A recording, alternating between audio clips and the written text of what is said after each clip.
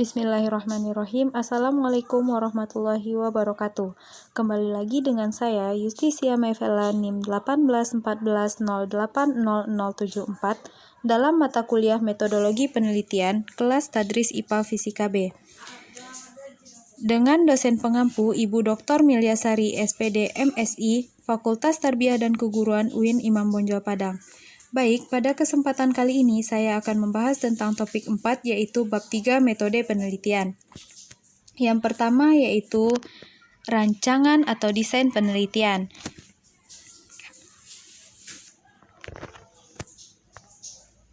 Pengertian rancangan penelitian adalah proses pengumpulan dan analisis data penelitian. Ini berarti bahwa penelitian ini meliputi perencanaan dan melakukan penelitian. Yang kedua yaitu komponen rancangan penelitian. Komponen rancangan penelitian ini ada beberapa hal. Yang pertama yaitu halaman judul. Halaman judul terletak paling pertama dalam laporan penelitian. Pada halaman ini berbeda dengan halaman-halaman selanjutnya, sebab tulisannya lebih tebal dan dengan huruf yang besar. Yang kedua yaitu pengantar. Halaman ini merupakan halaman untuk si peneliti, sebab disinilah peneliti memperkenalkan secara sederhana masalah yang hendak diteliti. Pada halaman ini pula, peneliti menyampaikan ucapan-ucapan terima kasih kepada rekan-rekan yang turut membantu proses penelitian, kepada pimpinan dan orang-orang yang menjadi inspirasi terlaksananya kegiatan penelitian. Yang ketiga yaitu pendahuluan. Bagian-bagian di dalam pendahuluan adalah latar belakang, yaitu peneliti memberikan pemahaman kepada pembaca tentang kejadian-kejadian yang sangat berhubungan dengan permasalahan yang ingin diteliti, serta apa yang menjadi dasar penelitian tersebut dilaksanakan dan perlu untuk dilakukannya penelitian. Yang keempat yaitu kajian pustaka. Menurut Setyosari, kajian pustaka yaitu bahan-bahan bacaan yang pernah dibaca oleh peneliti dan mempunyai kaitan dengan apa yang akan diteliti dan membantu peneliti untuk lebih memahami masalah yang dihadapi. Yang kelima yaitu metodologi. Menurut Soekardi, pada metodologi terdapat sekumpulan peraturan kegiatan dan prosedur yang digunakan oleh peneliti dalam melakukan penelitian, sehingga subjek yang akan diteliti dapat dipahami. Di sini juga peneliti memaparkan metode penelitian yang diterapkan dalam mengatasi permasalahan yang menjadi bahan penelitiannya. Selanjutnya yaitu jadwal penelitian. Komponen ini merupakan penjelasan tenggang waktu yang digunakan peneliti.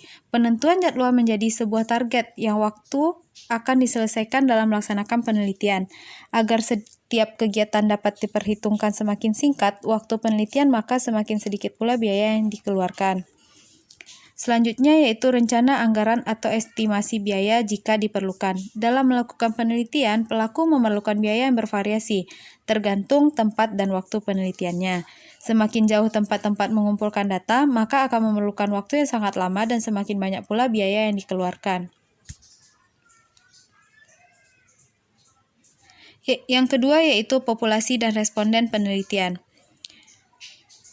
Populasi responden penelitian atau dalam hal responden bukan subjek penelitian adalah keseluruhan responden penelitian dalam atau dari sesuatu penelitian.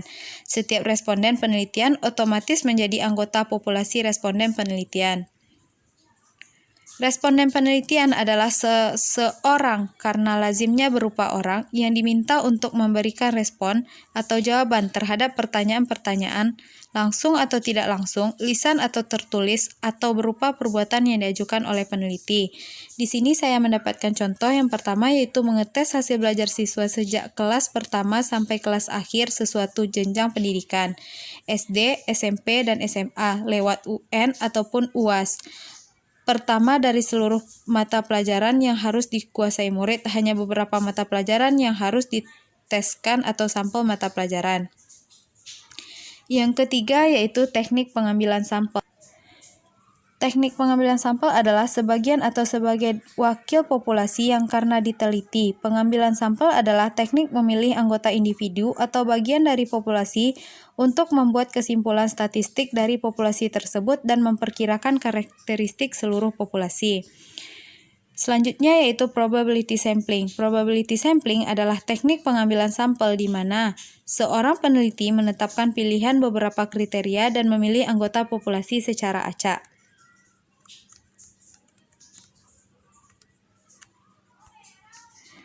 Contoh, dalam populasi dengan 1.000 anggota, setiap anggota akan memiliki 1/1000 peluang untuk dipilih menjadi bagian dari sampel. Ada 4 jenis teknik pengambilan sampling. Apa sih itu? Yang pertama yaitu simple random sampling atau pengambilan sampel acak sederhana. Salah satu teknik pengambilan sampel probabilitas terbaik yang membantu menghemat waktu dan sumber daya adalah metode pengambilan sampel acak sederhana. Langkah ini adalah metode yang dapat diandalkan untuk memperoleh informasi di mana setiap anggota populasi dipilih secara acak.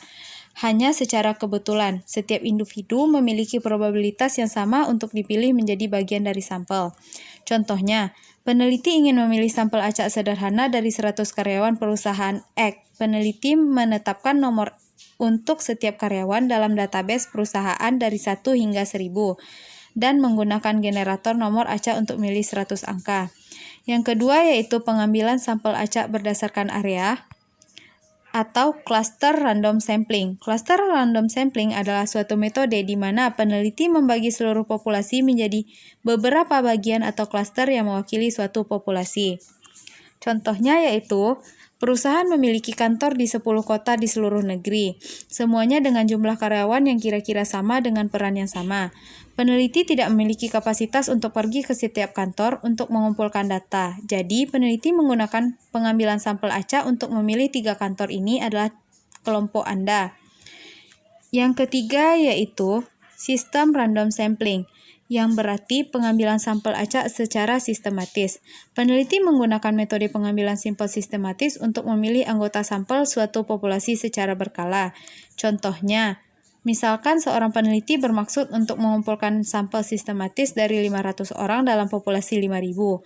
Peneliti menomori setiap elemen populasi dari 1 sampai 5.000 dan akan memilih setiap 10 individu untuk menjadi bagian dari sampel, atau total populasi, dan ukuran sampel 5.000/500 sama dengan 10. Yang keempat, simple stratified random sampling. Pengambilan sampel secara acak berstrata. Pengambilan sampel acak berstrata adalah metode yang digunakan peneliti untuk membagi populasi menjadi kelompok-kelompok kecil yang tidak tumpang tindih tetapi mewakili seluruh populasi. Saat pengambilan sampel, kelompok-kelompok ini dapat diatur dan kemudian mengambil sampel dari setiap kelompok secara terpisah. Contohnya yaitu, perusahaan ini memiliki 500 karyawan wanita dan 200 karyawan pria. Peneliti ingin memastikan bahwa sampel mencerminkan keseimbangan gender perusahaan. Jadi, peneliti mengurutkan populasi menjadi 2 strata berdasarkan gender. Kemudian peneliti menggunakan pengambilan sampel acak pada setiap kelompok, memilih 80 wanita dan 20 pria yang memberi peneliti sampel 100 orang yang representatif.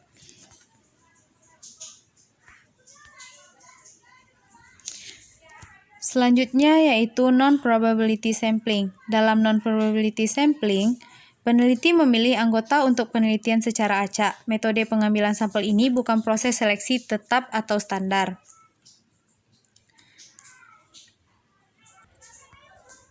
Ada 6 jenis teknik pengambilan sampel. Yang pertama, convenience sampling. Metode ini bergantung pada kemudahan akses ke subjek seperti survei pelanggan di mall atau orang yang lewat di jalan yang sibuk.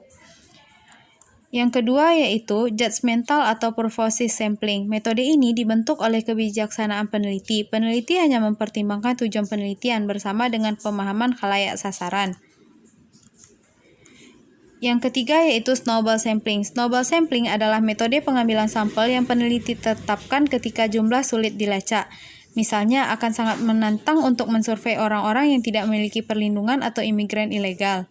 Dalam kasus seperti itu, menggunakan teori bola salju, peneliti dapat melacak beberapa kategori untuk mewawancarai dan mendapatkan hasil. Selanjutnya yaitu accidental sampling. Accidental sampling merupakan metode pengambilan sampel yang dipilih secara kebetulan atau tanpa sengaja yang ditemukan oleh peneliti. Teknik pengambilan sampel ini cocok untuk meneliti jenis kasus penyakit langka yang sampelnya sulit didapatkan.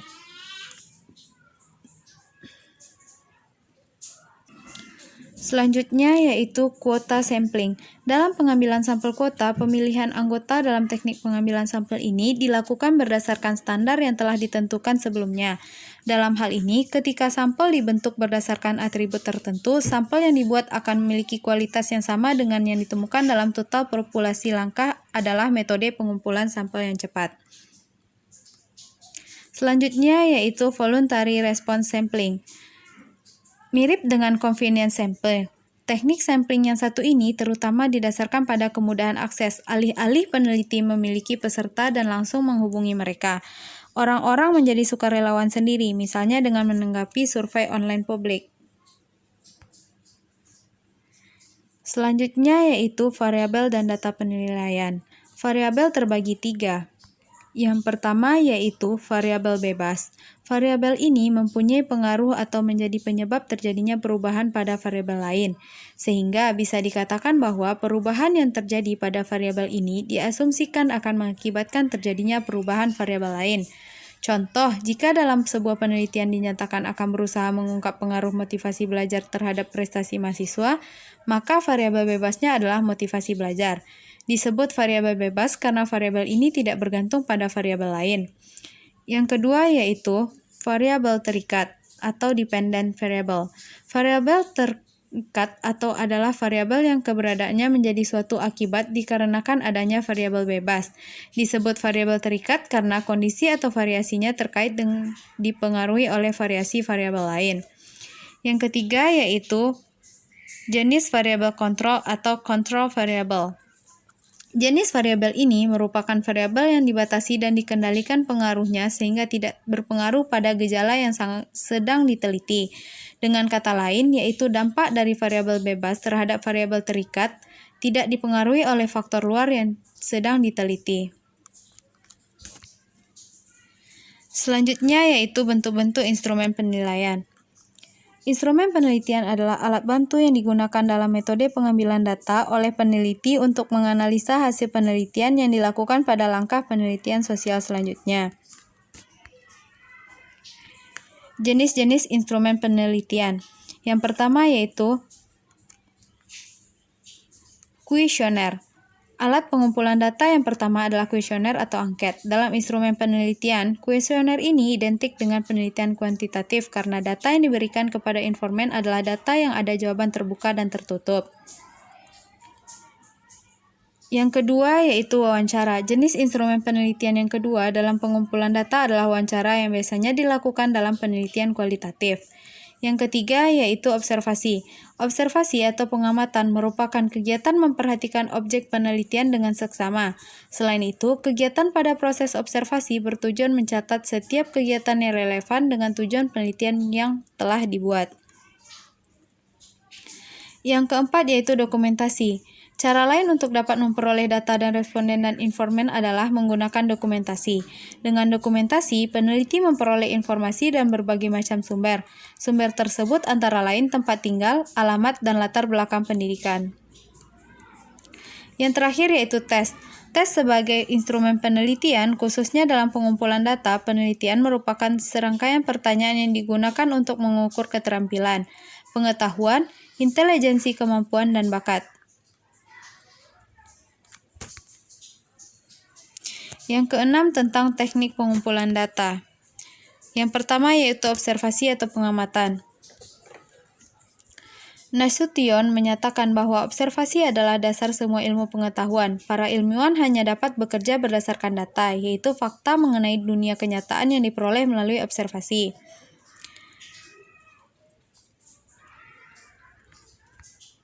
Selanjutnya kuesioner. Kuesioner disebut pula angket atau self-administrated. Kuesioner adalah teknik pengumpulan data dengan cara mengirimkan suatu daftar pertanyaan kepada responden untuk diisi. Yang ketiga yaitu dokumen. Dokumen adalah merupakan catatan peristiwa yang telah lalu. Dokumen dapat berbentuk tulisan, gambar, atau karya monumental dari seorang lainnya. Dokumen yang berbentuk tulisan misalnya catatan harian, sejarah kehidupan, cerita biografi, peraturan, kebijakan. Dokumen yang berbentuk gambar, misalnya foto, gambar hidup, sketsa, film, video, CD, DVD, dan kaset. dan lain-lainnya. Dokumen yang berbentuk karya misalnya karya seni, karya lukis, patung, naskah, tulisan, dan prasasti lain sebagainya.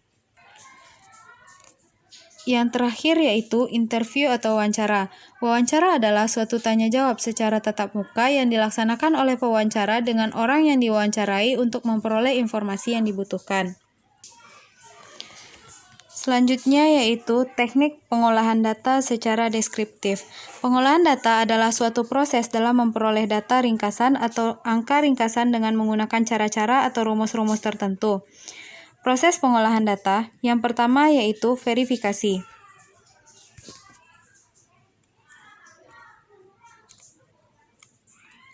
Yang kedua pengorganisasian data, yang ketiga pencairan kembali, yang keempat transformasi, yang kelima penggabungan, yang keenam pengurutan, yang ketujuh perhitungan atau kalkulasi, yang kedelapan ekstraksi data untuk membentuk informasi, dan yang terakhir pembentukan pengetahuan.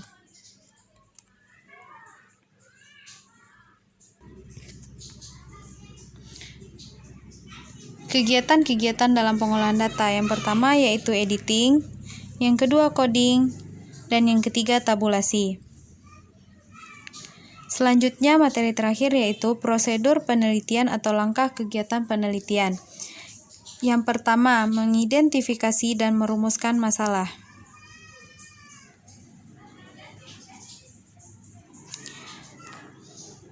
Sebagaimana halnya dalam metode ilmiah, pada penelitian ilmiah juga harus berangkat dari adanya permasalahan yang ingin dipecahkan.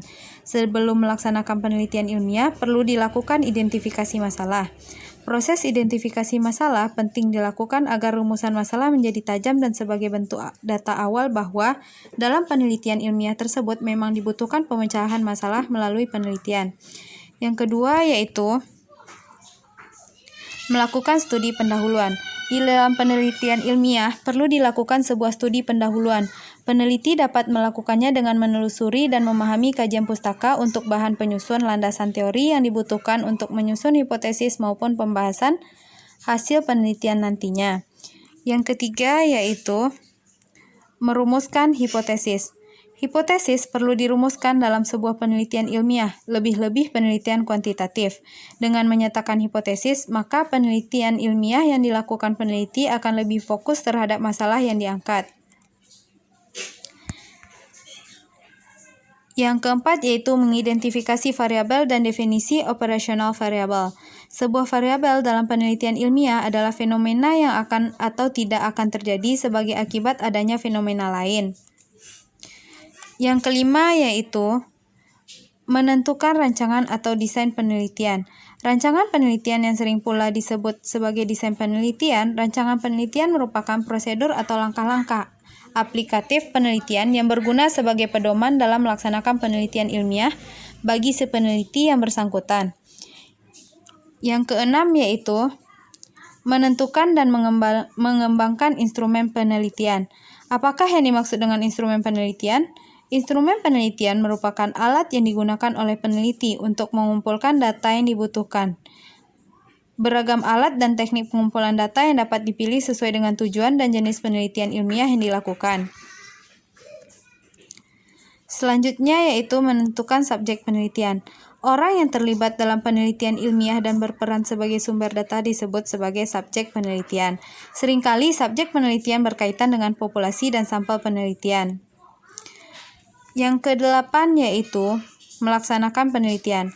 Pelaksanaan penelitian adalah proses pengumpulan data sesuai dengan desain atau rancangan penelitian yang telah dibuat. Yang kesembilan yaitu melakukan analisis data. Beragam data yang terkumpul saat peneliti melaksanakan penelitian ilmiahnya tidak akan mempunyai makna apapun sebelum dilakukannya analisis. Yang ke-10 yaitu merumuskan hasil penelitian dan pembahasan. Pada hakikatnya, merumuskan hasil penelitian dan melakukan pembahasan adalah kegiatan menjawab pertanyaan atau rumusan masalah penelitian, sesuai dengan hasil analisis data yang telah dilakukan. Pada saat melakukan pembahasan, berarti penelitian melakukan interpretasi dan diskusi hasil penelitian. Yang ke-11 yaitu menyusun laporan penelitian dan melakukan diseminasi. Seorang peneliti yang telah melakukan penelitian ilmiah wajib menyusun laporan hasil penelitiannya. Penyusunan laporan dan estimasi hasil penelitian merupakan langkah terakhir dalam pelaksanaan penelitian ilmiah. Baik, hanya sekian yang dapat saya sampaikan. Assalamualaikum warahmatullahi wabarakatuh.